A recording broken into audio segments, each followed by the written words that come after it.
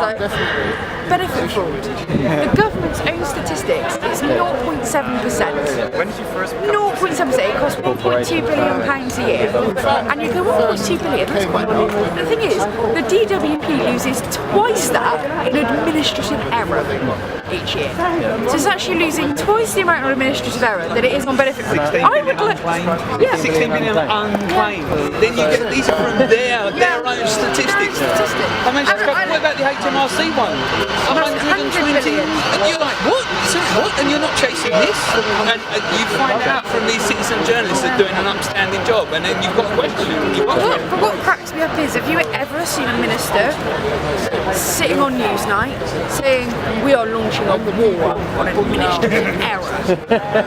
It's a war. This is an outrageous thing that's happening. It's a something for nothing culture in administration. You don't see that. So that, that's another. It is just that's the thing about the media placing emphasis. Whatever they place emphasis on, people assume is the most significant issue. So if you went to people and said, "Do you have an issue? What do you think about the benefit system?" I guarantee you that several of those people will say, "The thing is, there are people milking the system, and if it wasn't for those people, it's like."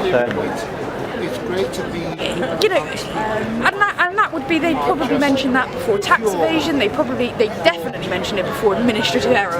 I can guarantee that. None of them would say administrative error.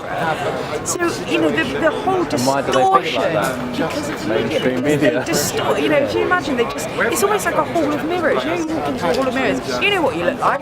You walk into a hall of mirrors and suddenly your nose is this big and your ass is this big and your shoulders have gone out to the side. And it's like we're looking at a hall of mirrors in the mainstream media where they're sort of taking issues which are this big and they're made that small, and they're taking issues which are this small and made this big, and the poor people at home watching who, maybe they're working their asses off, or they just feel they're not smart enough to understand this stuff, which is also another crime that the media is perpetrating. It's making people feel small, inadequate and undereducated, like they can't possibly understand these big issues. It's actually quite simple to understand. It's called theft, it's called corruption, it's called fraud. So we will do this. The matter is when, and I think that's why it's important to mobilise people and talk to the media and all that. It's like, do you want to live and die under this system? Really? Do you want your kids to? People will go, "I had a really hard time at work, I was bullying in my workplace, I haven't got enough to live on." Do you want to condemn your children to that? Do you want to say, "Oh no, it's alright, I'm just going to get on with my life," and then another generation will do this when it's harder because these people have even more wealth and power? I personally think that's a huge abdication of responsibility. We're given a limited time on this earth, and I think I personally am most inspired by the idea that in that brief little flicker that my life exists, it's going to count for something.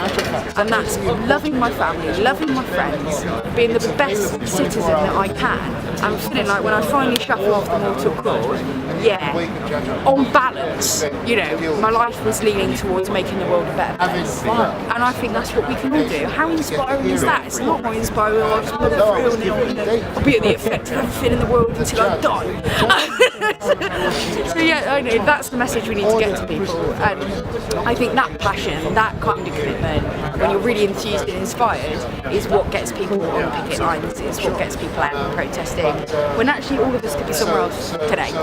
All of us could just choose to go and live our lives. It's boring, it's boring. I want to be a part of that conversation, and I'm happy that more people are doing it. So.